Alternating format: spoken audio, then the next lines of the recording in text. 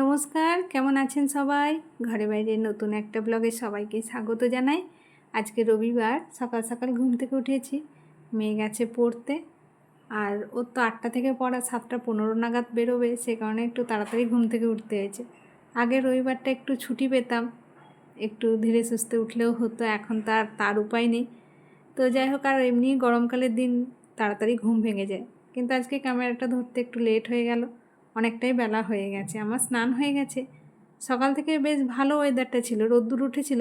এখন দেখি পুরো কালো করে এসেছিল মেঘটা, তারপরে বৃষ্টি শুরু হয়েছে। কালকে রাত্রেও বৃষ্টি হয়েছে, আর সে কারণে ওয়েদারটা কিন্তু বেশ সুন্দর ঠান্ডা ঠান্ডা আছে। যাই হোক, স্নান হয়ে গেছিলো, পুজো হয়নি। বাইরে জামা কাপড়গুলো দিয়েছিলাম, বৃষ্টিটা দেখে জামা কাপড়গুলো সব তুলে ফেললাম।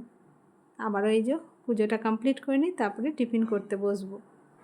আজকে টিফিনে হয়েছে পরোটা, তার সাথে বরবটি পেঁয়াজ ভাজা। কি আর বানাবো তাড়াহুড়ো করে, তো সেটাই এখন খেয়ে নিচ্ছি। বড়মশাইয়ের তো অনেকক্ষণ আগেই খাওয়া হয়ে গেছে, আর মেয়ে তো গেছে পড়তে, এখনও আসেনি। ওর আস্তে আস্তে প্রায় 12টা বেজে যাবে। রান্নার জোগাড়ও হয়নি, ভাবলাম টিফিনটা করে নিই, তারপরে রান্নার জোগাড় করব। মঙ্গলবার থেকে তো জয় মঙ্গলবার শুরু, তো সকালবেলা অনেক তাড়াতাড়ি পুজো হয় মন্দিরে। সকালবেলা এই খুঁটিনাটি কাজগুলো করে ওঠা সম্ভব হয় না, তো ভাবলাম এখন কাজ হয়ে গেছে, বসে আছি, তো কিছুটা কাজ এগিয়ে নিই। এই যে ধান আছে, ধান থেকে চালটাকে বের করে নিতে হয়। এই যে তো আমার কতগুলো হয়ে গেছে এখানে বাছা, আর এখানে জব আছে।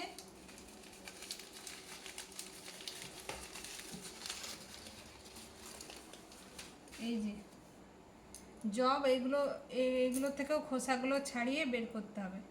তো এই কাজগুলো আজকে করে রাখছি, তাহলে পুজো করতে যাওয়া হবে তাড়াতাড়ি করে, সেই কারণে। আর এই যে আরেকজন, ওয়েদারটা ঠান্ডা থাকুক কি গরম, আইসক্রিম খেতে এত ভালোবাসে, বাইরে গেলেই আইসক্রিম।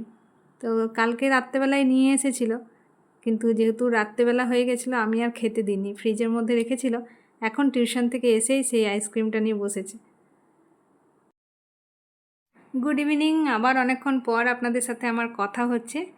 আজকের ওয়েদারটা যেহেতু একটু ঠান্ডা ঠান্ডা আছে, সকালবেলা বৃষ্টি হয়েছে, যদিও এখন বৃষ্টি হয়নি, তো ভাবলাম সন্ধ্যেকালীন টিফিনে একটু মচমচে পকোড়া হলে বেশ ভালোই হয়।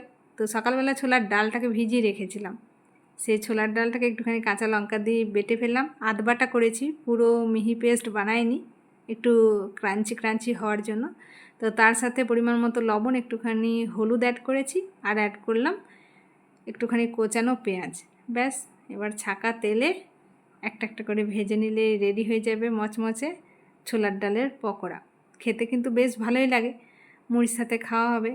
সাথে ওপাশে চাটাও বসিয়েছি, একেবারে চা মুড়ি পকোড়া নিয়ে বসবো।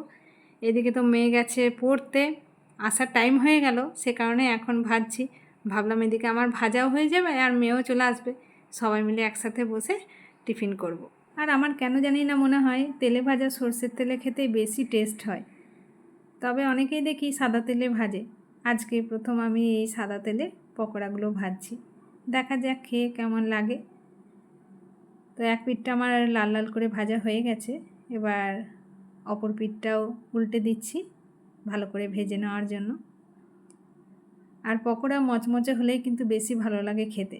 তবে এই পকোড়াটাকে আরেকবার যদি তেল থেকে উঠিয়ে আরেকবার ফ্রাই করা যেত, তাহলে কিন্তু একদম পেঁয়াজির মতো খেতে লাগতো। তবে অতবার আর তেলে ফ্রাই করব না, একবারই ফ্রাই করেছি, এটাই যথেষ্ট। তো চলুন আমরা এই পকোড়া মুড়ি খেতে থাকি, আর আজকের মতো ব্লগটা এই পর্যন্তই রাখছি। আজকের এই ভিডিওটা আপনাদের কেমন লাগলো কমেন্টে জানাবেন, আর ভালো লেগে থাকলে একটা লাইক করবেন, আর আমার নতুন বন্ধুরা চ্যানেলটাকে সাবস্ক্রাইব করে দিয়ে আমার পাশে থাকবেন। আবারও খুব শীঘ্রই ফিরে আসবো নতুন একটা ব্লগ নিয়ে। আপনারা সবাই সুস্থ থাকবেন, ভালো থাকবেন, সাবধানে থাকবেন। দেখা হবে খুব শীঘ্রই পরের একটা ব্লগে। বাই।